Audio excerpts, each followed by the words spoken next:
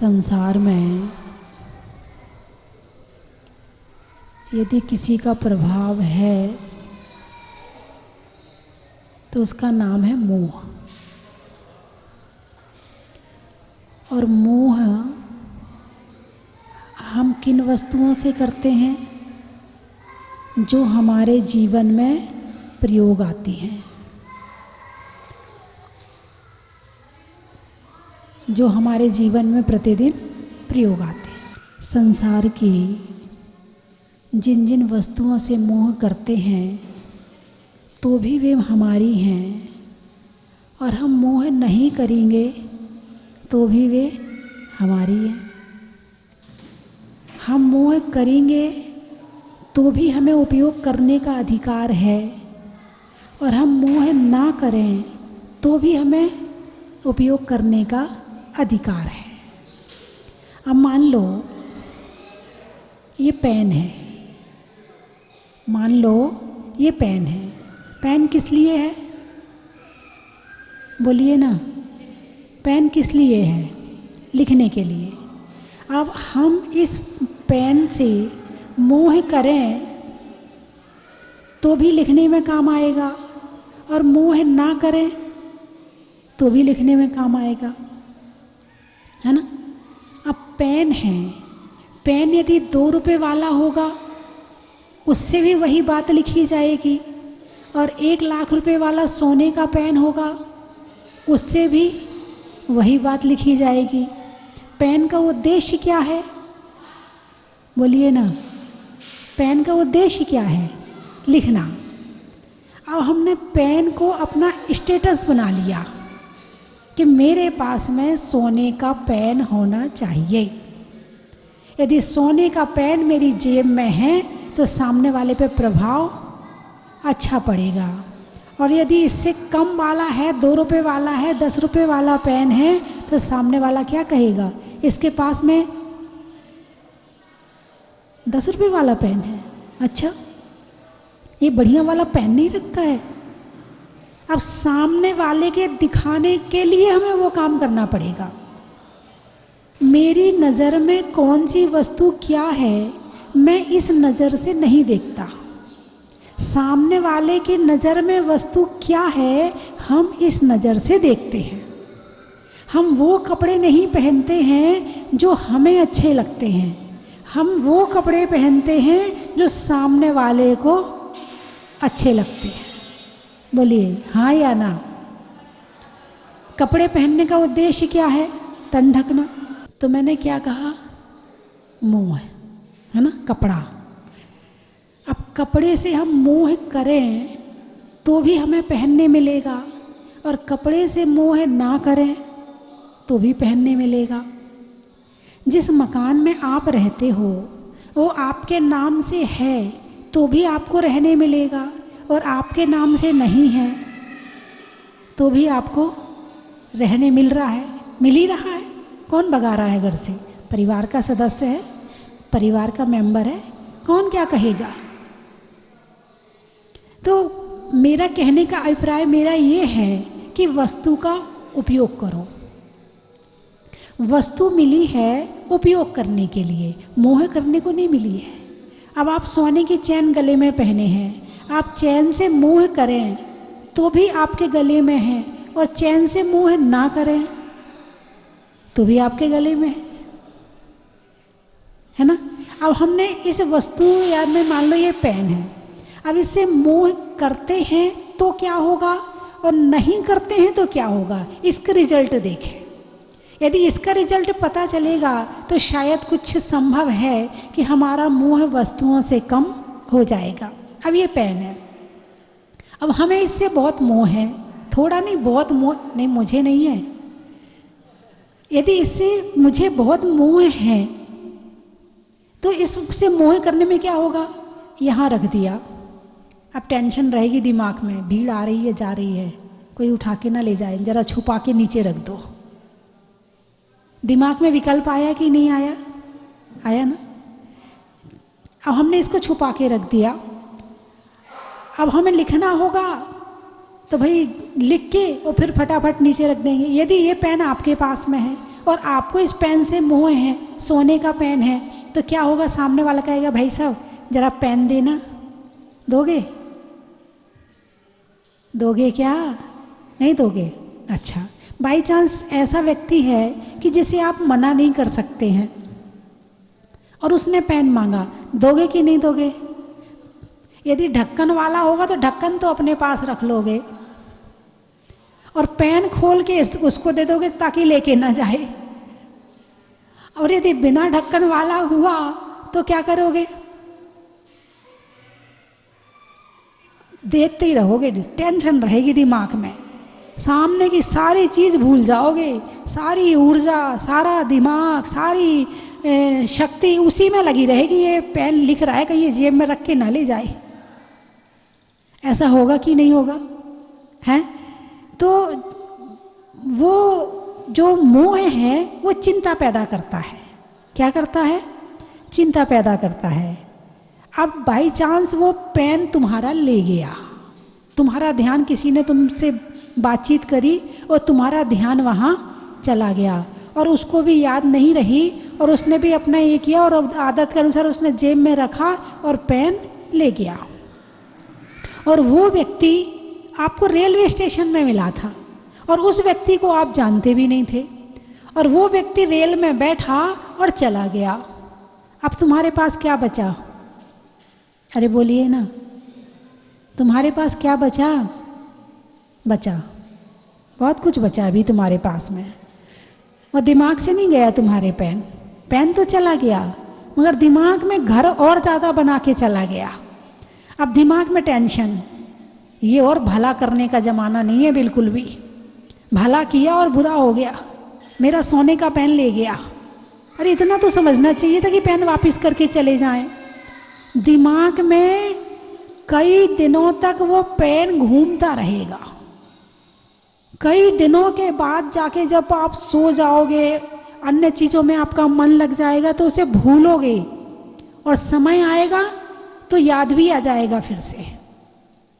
तो मोह का क्या काम है? टेंशन कराना, दुखी कराना, परेशान करना। अब पेन तो चला गया और परेशान तुम हो रहे हो। गले की चेन है, चेन गले में पड़ी है तो बड़ी चेन है और चैन चली जाए तो तुम्हारी चैन चली जाती है। और इस चैन के पीछे रोते तक हैं। आप लोग कभी रोए नहीं रोए? इस चैन के पीछे कौन कौन रोया? चैन ना हो तो रोना पड़ता है। क्यों रोना पड़ता है? अब घर वालों से लड़ना पड़ेगा कि चैन चाहिए। अब वो उनसे कहो देखो हमारी सहेली के पास चैन है, देवरानी के पास चैन है, जेठानी के पास चैन है और हमारे पास चैन नहीं है। अभी चैन नहीं है मगर मोह है। क्या? चैन नहीं है मगर मोह है। अब तुमने अपने पति से कहा, उसने कहा देखो अभी अपने पास इतना बजट नहीं है, अभी नहीं ला पाऊंगा। अब तुमने मान तो ली बात, लेकिन बात अंदर नहीं उतरी। अभी चैन दिमाग में घूम रही है। जब भी पड़ोस में जाती हो, सबके गले में चैन देखती हो, दिमाग में फिर फितूर उठ जाता है। फिर दिमाग में वो चैन घूमने लगती है। फिर तुम अपनी मान कषाय को कम करने के लिए कहोगी अब मैंने इनको कहा तो था चैन लाने के लिए, मगर क्या करें अभी बजट नहीं है ना हमारे पास में, इसलिए ला नहीं पा रहे हैं। अभी चैन आई नहीं है मगर चैन की टेंशन चल रही है। वस्तु आई नहीं है लेकिन वस्तु की टेंशन शुरू हो गई है। अब वो चैन दिमाग में घूमती रही घूमती रही घूमती रही। अब तुम अपनी शादी में गए तो शादी में सबके गले में चैन ही चैन दिख रही है। तुम्हें उसके और कोई चीज़ दिख ही नहीं रही है। तुम्हें क्या दिख रही है? सबके गले में चैन दिख रही है। इसकी मोटी है, इसकी पतली है। जब मैं खरीदूंगी कि ये वाली डिज़ाइन की खरीदूंगी, इतने वाली खरीदूंगी, ऐसी खरीदूंगी, दिमाग में बोलिए ऐसा होता है कि नहीं होता है? ये मोह का परिणाम है। मोह ये करवाता है। तुम्हें भगवान याद नहीं आ रही, तुम्हें आत्मा याद नहीं आ रही, तुम्हें गुरु याद नहीं आ रही, तुम्हें क्या याद आ रहा है? चैन। अब चैन के समान हर वस्तु को लगा लेना आप, किसी भी वस्तु, चाहे वो गाड़ी हो, चाहे मकान हो, चाहे कपड़े हों, चाहे कोई भी चीज़ हो, आप इसको हर वस्तु के साथ में लगा सकते हैं। अब वो शादी में गए तो सबके गले में क्या दिख रही है? चैन ही चैन दिख रही है कि वो दिन कब आएगा कि मुझे भी, मेरे गले में भी चैन आ जाएगी। अब मंदिर गए, थोड़ा सा वॉल्यूम बढ़ाना, मंदिर गए तो मंदिर में भगवान के सामने खड़े हैं और भगवान के सामने हाथ जोड़े हैं। भगवान से क्या कहोगे? सच बताना, भगवान के दर्शन हो रहे हैं? हैं? भगवान के दर्शन हो रहे क्या? नहीं हो रहे। क्या हो रहा है?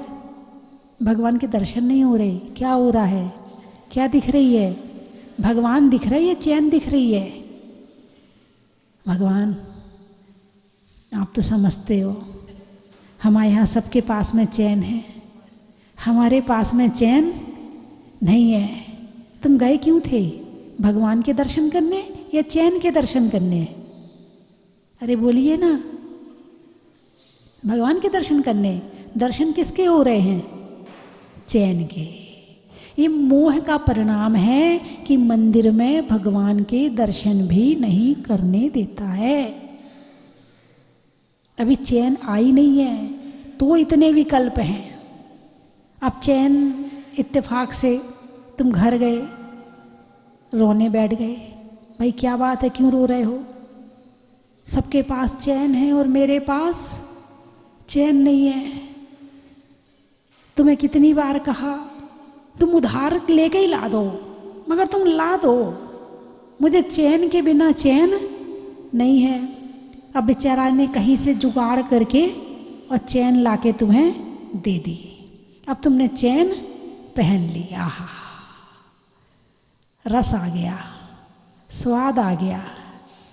पहनती पड़ोस में गई, ऊपर कर ली, पल्लू गिरा लिया और ऊपर कर ली, और किसी ने पूछा नहीं कि तुम्हारी चैन कब आई, तुमने तो बहुत अच्छी चैन लाई हो। किसी ने नहीं पूछा, तो अपने आप ही शुरू कर दी। ये ना, इन्होंने ना कल चैन लाके दी मुझे, अपने आप ही शुरू कर दी बात। अब वो चैन ही चैन याद आ रही है, भगवान भी याद नहीं आ रहे, चैन याद आ रही। अब उसके बाद में थोड़े दिन पुरानी हो गई, अब गले में पड़ी है मगर याद नहीं आ रही है। अब तुम्हारा मन कहीं और लग गया।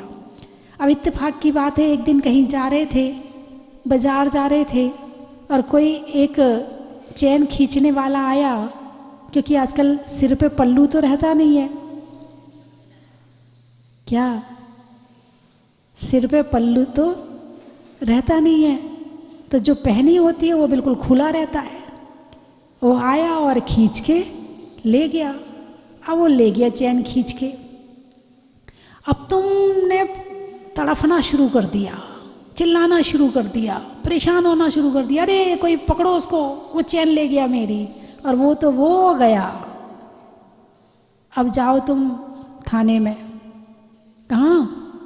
थाने में मेरी चैन खींच के ले गए। अब वो चैन के लिए तुम कहाँ गए? किसने पहुँचाया आपको थाने में? अरे बोलिए ना, चैन ने पहुँचाया। किसने पहुँचाया? चैन ने आपको कहाँ पहुँचा दिया? थाने में। थाने में रिपोर्ट लिखाई। अब वहाँ पर रिपोर्ट लिखने वाला नहीं था, वो 2 घंटे बाद आएंगे। अब तुम 2 घंटे तक बैठ जाओ थाने में। अब तुम 2 घंटे इंतज़ार कर रहे हो। अब लिखने वाला आया, उसने उड़ती नज़र से पूछा, अच्छे से बात नहीं करी आपसे, और टेंशन। उसने तो ढंग से बात भी नहीं करी, मेरी तो चैन चली गई, और ढंग से उसने रिपोर्ट भी नहीं लिखी।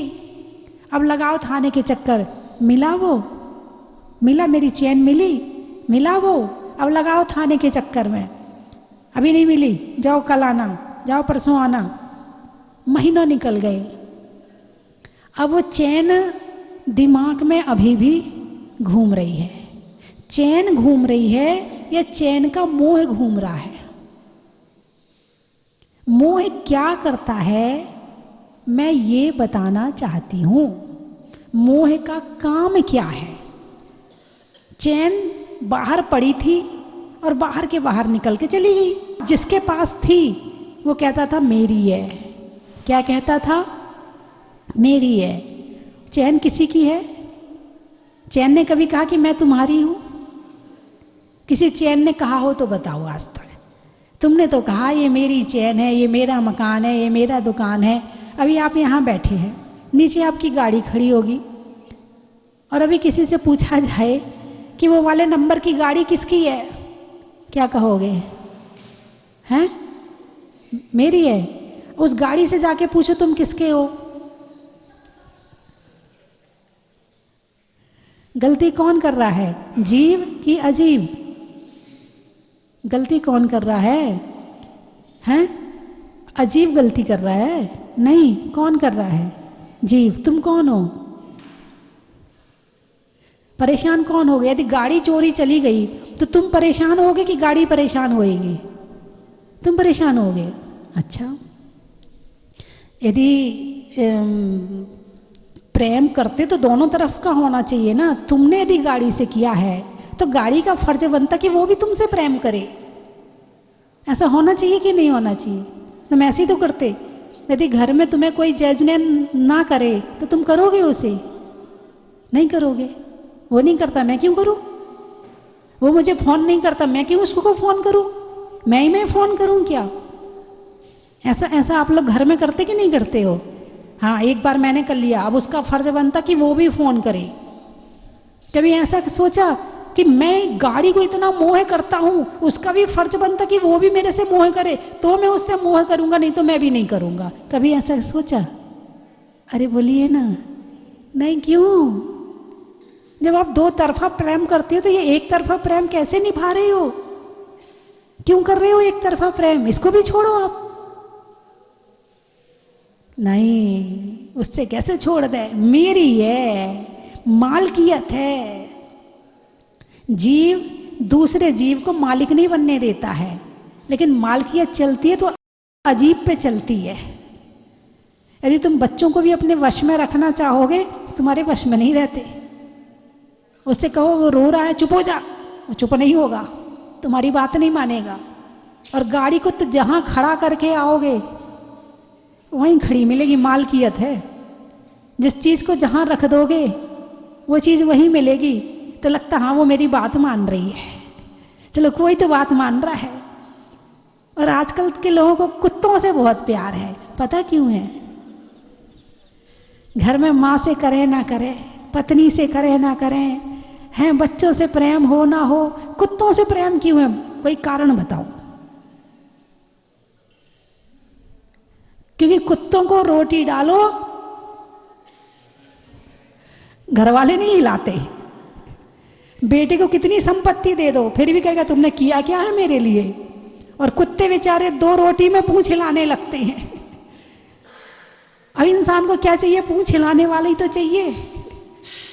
अब कोई नहीं मिला तो उसने कुत्ते पालने शुरू कर दिए, चलिए इसी की पूंछ से ही मैं संतुष्ट हूं, यही पूंछ हिला लेता है मेरे सामने। घर वाले तो मेरी सुनते नहीं, वो तो हिलाते नहीं मेरे सामने।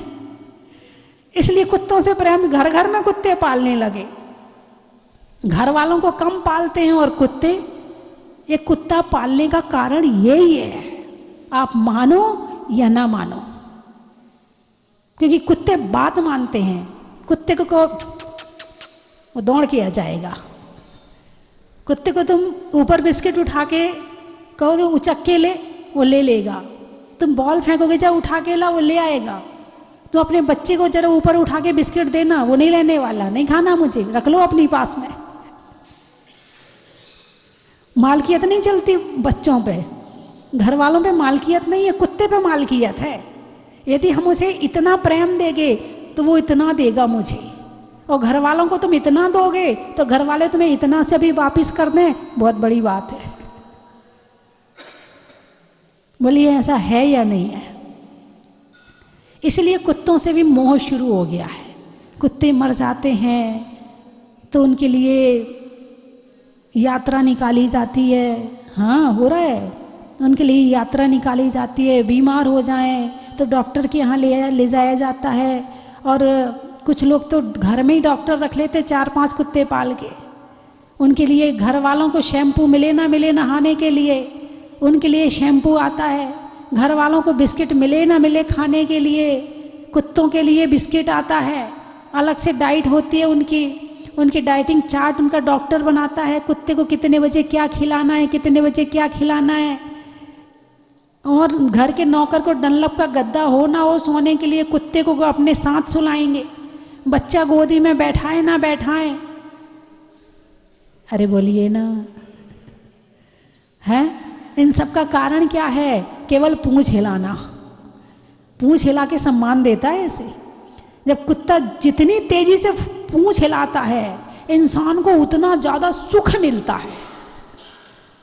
मान कषाय सामने वाली की पूंछ ही तो देखती है। इसने पूंछ लगा दी मेरी, इसने मुझे पूछ लिया, और तुम पूछते नहीं हो, वो पूछ लेता है। और मान भी क्यों आता है? मोह के कारण। किसके कारण? मोह के कारण। मोह है तो मान है, और मोह नहीं है तो मान भी नहीं है। चैन से भी प्रेम क्यों करते हो? दिखावा करने के लिए। मोह, दिखावा। अब इससे मेरा स्टेटस बढ़ेगा चैन से। लोग मुझे कहेंगे उनके पास ना बहुत बढ़िया वाली चैन है, मेरी तारीफ होगी, मेरी प्रशंसा होगी। दिखावा। मकान अच्छा क्यों बनाते हो? दिखाने के लिए। गाड़ी अच्छी क्यों खरीदते हो? दिखाने के लिए। कपड़े अच्छे क्यों पहनते हो? अरे बोलिए ना, दिखाने के लिए। ज्वेलरी क्यों पहनते हो?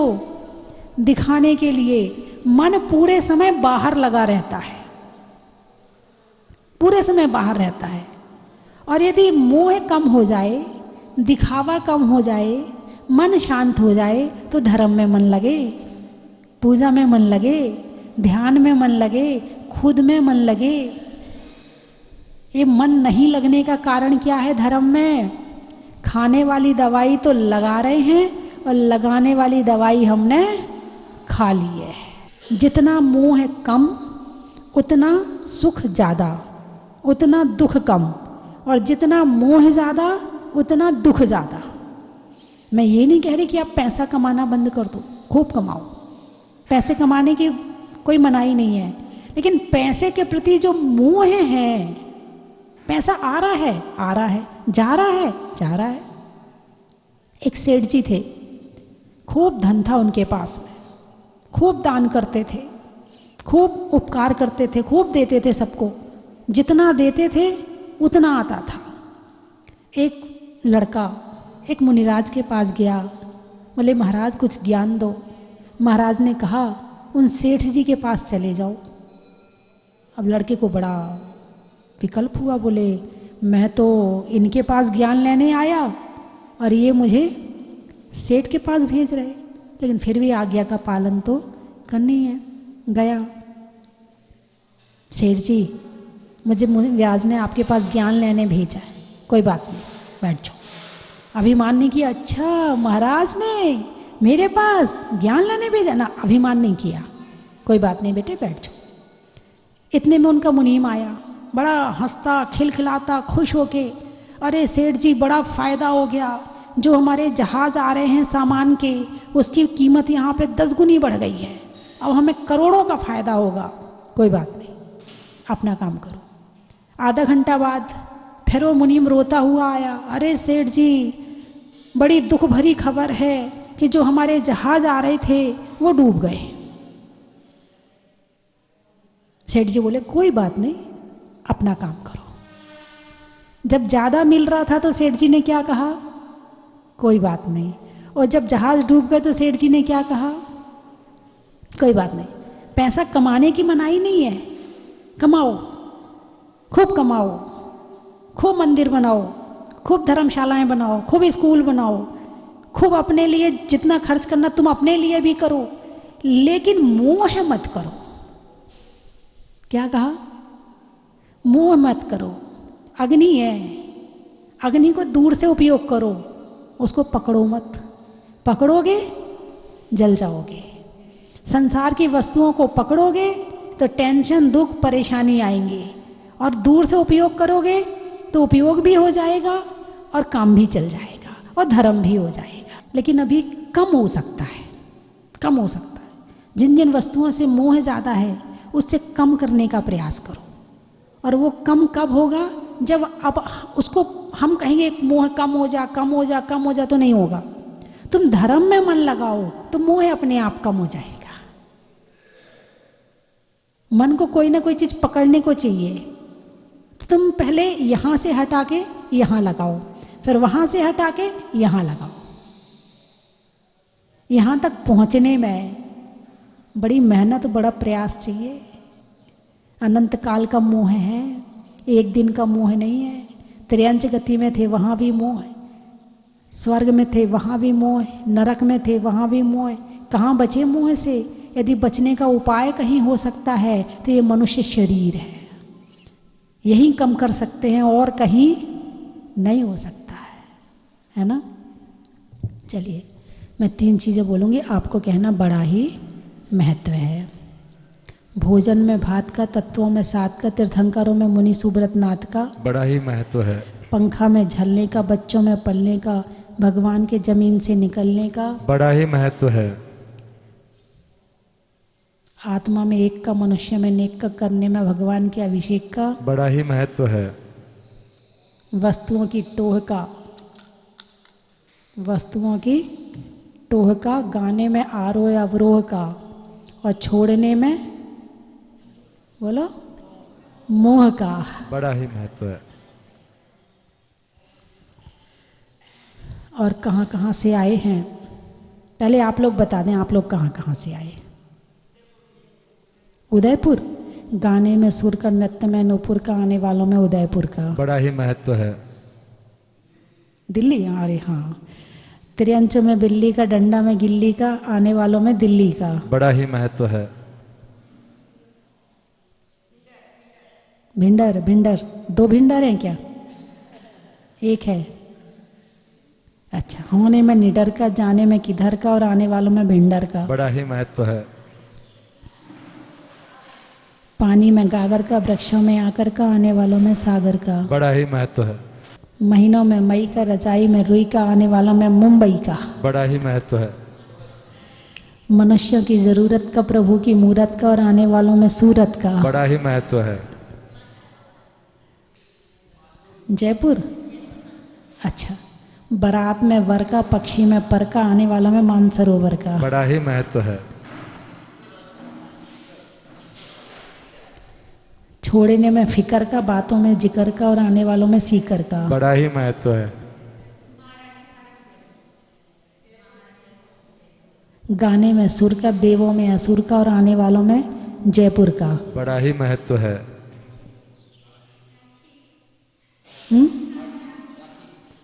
राखी का महत्व बताऊं? अच्छा, महीनों में वैसाखी का, त्योहारों में वैसाखी का, और वर्दी में खाकी का, और आने वाली राखी का बड़ा ही महत्व है। जो लोग जहाजपुर में आए, आटे के चून का, आटे के चून का, महीनों में जून का, और आने वालों में देहरादून का बड़ा ही महत्व है। अनाज में चना का, पान में चूना का, और आने वालों में पूना का बड़ा ही महत्व और है। आने वालों में गुना का बड़ा ही महत्व है। गाँव में कंडा का, शिखर पे झंडा का, और आने वालों में बंडा का बड़ा ही महत्व है। बुढ़ापे में दंड का, पापों के खंड खंड का, आने वालों में बुंदेलखंड का बड़ा ही महत्व है। रिश्तों में ससुर का, पशुओं में खुर का, और आने वालों में सुल्तानपुर का बड़ा ही महत्व है। देने में दाद का, नहीं होने में विवाद का, और आने वालों में फिरोजाबाद का बड़ा ही महत्व है। वृक्षों में बड़ का, बड़ की जड़ का, आने वालों में रामगढ़ का बड़ा ही महत्व है। महिलाओं में हार का, चेहरा देखो खुश हो गया। महिलाओं में हार का, बच्चों में प्यार का, और आने वालों में धार का बड़ा ही महत्व है। एक और बोल देती हूँ, महिलाओं में कड़ा का है, गर्मी में घड़ा का, और आने वालों में बांसवाड़ा का बड़ा ही महत्व है। लगाने में जोर का, नहीं होने में बोर का, और आने वालों में इंदौर का बड़ा ही महत्व है। चैन में कड़ी का, भोजन में बड़ी का, और आने वालों में केकड़ी का बड़ा ही महत्व है। जंगल में झाड़ का, बाग में बाढ़ का और आने वालों में झालावाड़ का। बड़ा ही महत्व है। रिश्तों में नाना का, पुरजों में पाना का और आने वालों में मनोहर थाना का। बड़ा ही महत्व है। होने में गदगद का, मंत्रों में बदवत का और आने वालों में धरियावत का। बड़ा ही महत्व है। अनाज में दाने का, इनाम में पाने का और आपके मुस्कुराने का। बड़ा ही महत्व है। सभी को जय जिनेंद्र। मुझे यहाँ आके कैसा लगा ये मैं कह नहीं सकती। कैसे मुझे एक स्वर्ग जैसा अनुभव हो रहा है। और सुबह आकर मैंने जब भगवान जी के सामने प्रार्थना की कि मुझे यहाँ शांति धारा करने का सौभाग्य मिले, तो वो मुझे मिल गया। इससे मुझे बहुत खुशी हुई। मुनीश्वरनाथ भगवान की जय। हम दाहोद से आचार्य शंभो सागर जी गुरुदेव की जय। हम दाहोद से हैं। वंदना माता जी, वंदना।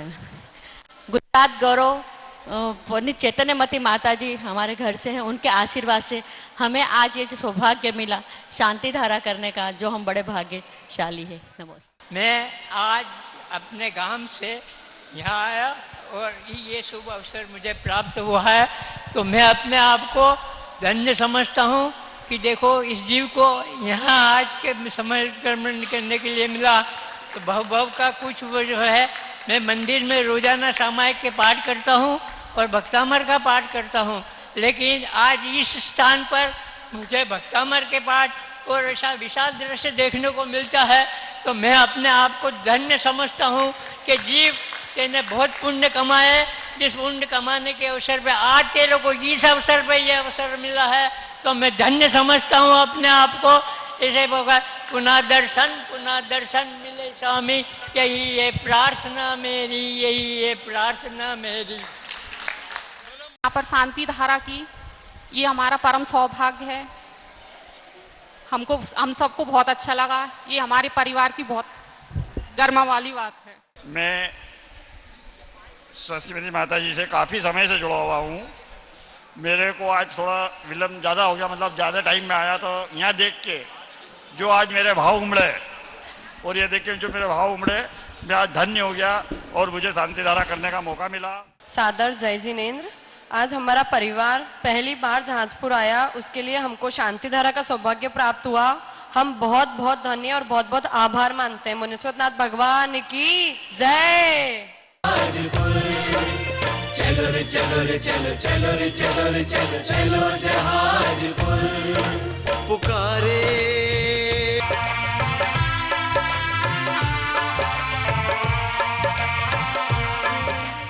चन की थाल को सजाओ रे आज, रत्नों की थाल को भर लाओ रे आज। आओ आओ करे रे गुणगान आरती भगवन की। आओ आओ करे गुणगान आरती भगवन की। आओ आओ करे रे गुणगान आरती भगवन की।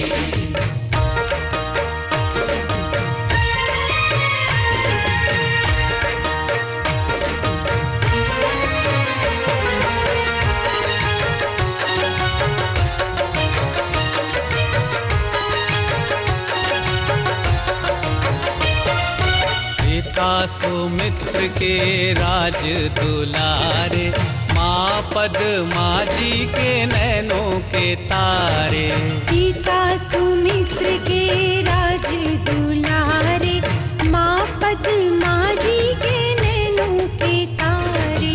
राजगृही में जन्म लियो आप, राजगृही में जन्म लियो आप। आओ आओ मनाए खुशी आज आरती भगवन की। आओ आओ करे गुणगान आरती भगवन की। आओ आओ करे गुणगान आरती भगवन की।